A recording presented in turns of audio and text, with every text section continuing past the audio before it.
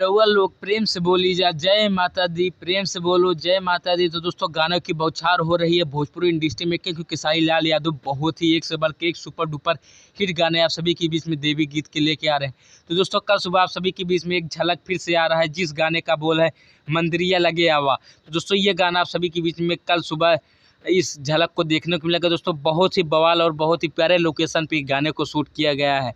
दोस्तों इस गाने में म्यूजिक दिए हैं रोशन जी ने, और दोस्तों गाने को गाया है खेसारी लाल यादव ने, और साथ में आवाज दिया शिल्पी राज ने। दोस्तों इस गाने को लिखे हैं यादव मुकेश ने। दोस्तों आप सभी के बीच में कल सुबह सारेगामा भोजपुरी चैनल के माध्यम से सुबह 11 बजे इस गाने को एक झलक देखने को मिलेगा। और दोस्तों उसके दूसरे दिन आप सभी के बीच में इस गाने का डायरेक्ट वीडियो सॉन्ग छूट रहा है। तो दोस्तों आप सभी लोग खेसारी लाल की इस बवाल गानों को बहुत सारा प्यार और आशीर्वाद है, गाने को सुपर डुपर हिट बनाए।